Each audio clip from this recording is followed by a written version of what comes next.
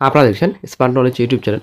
তো বন্ধুরা, আজকে আমরা এই ভিডিওতে আলোচনা করব দমকল নিয়োগে ক্লিন চিট ব্রেকিং আপডেট উঠে আসছে। তো এই ভিডিওতে আলোচনা করা হবে, অবশ্যই বন্ধু ভিডিওটি সম্পূর্ণ দেখুন। তো বন্ধুরা, পিএসসি ফায়ার অপারেটর আপডেট তো আশা করি আপনি জানেন। এর আগেই 2018 সালে যে রিক্রুটমেন্ট নোটিফিকেশন ছিল, তো সেখানে প্রচুর ঝামেলা আশা করি জানেন, কোর্ট কেসে জড়িয়েছিল। তো তারপর থেকে কিন্তু পিএসসিতে প্রচুর চাপ।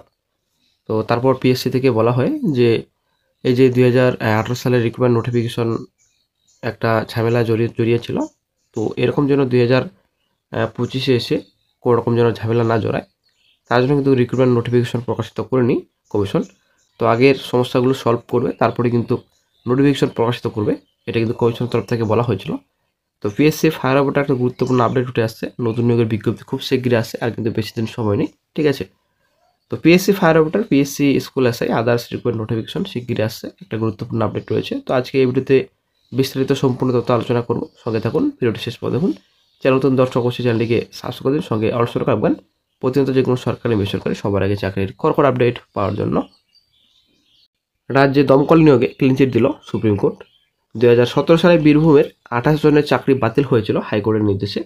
সেই চাকরিতে এবার ক্লিনচিট দিল দেশের শীর্ষ আদালত। 2023 সালে চাকরি বাতিলের নির্দেশ দিয়েছিল। 2025 সালে 25 জন মামলাকারীর চাকরি ফেরালো সুপ্রিম কোর্ট। জানা গিয়েছে 2017 সালে 3000-এর বেশি নিয়োগের বিজ্ঞপ্তি জারি করা হয় রাজ্যের পক্ষ থেকে। 2019 সালে নিয়োগ হয় এই জায়গায়।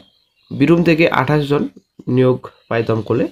বীরভূম জেলা থেকে যে অভিযোগ আছে নিয়মে অনিয়মের, কলকাতা হাইকোর্টে প্রাথমিক প্রমাণ থেকে বিচারপতি বসাকের ডিভিশন বেঞ্চ 28 জনের চাকরি বাতিল করে 2023 সালে দুর্নীতি ও অনিয়মের অভিযোগে বীরভূমের 28 জনের চাকরি বাতিল করে হাইকোর্টের বিচারপতি বসাকের ডিভিশন বেঞ্চ।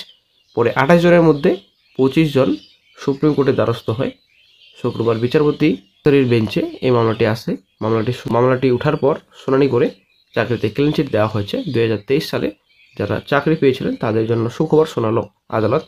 এদিন তাদের চাকরি ফেরালো আদালত। আদালত জানিয়েছে এই নিয়োগ প্রক্রিয়ায় কোনো গ্রোথ পাওয়া যায়নি, অর্থাৎ 2017 সালে দমকলে যে নিয়োগ প্রক্রিয়া হয়েছিল সেখানে কোনো অনিয়ম বা বেনিয়ম হয়নি বা দুর্নীতির খোঁজ মেলেনি। ফলে এই চাকরিতে ক্লিনচিট দেওয়া হচ্ছে। বলা হয়েছে 2019 সালে যে নিয়োগ প্রক্রিয়া শুরু হয়েছিল সেখানে স্বচ্ছতার কোনো অভাব নেই, অর্থাৎ আইন মেনে নিয়োগ প্রক্রিয়া সম্পন্ন হয়েছে। তো আশা করি বন্ধুরা ক্লিয়ার। তো 2017 সালে একটা নোটিফিকেশন জারি করে 3000 বেশি নিয়োগের বিজ্ঞপ্তি জারি করে রাজ্যের তরফ থেকে। তো সেখানে কিন্তু 2000 নিয়োগ করা হয়। তো বীরভূম থেকে 28 জন কিন্তু নিয়োগ পায় দমকলে। তো সেখানে কিন্তু অনেক অনিয়মের অভিযোগ ওঠে। তো তারপরে কিন্তু কোর্টে মামলা করা হয়।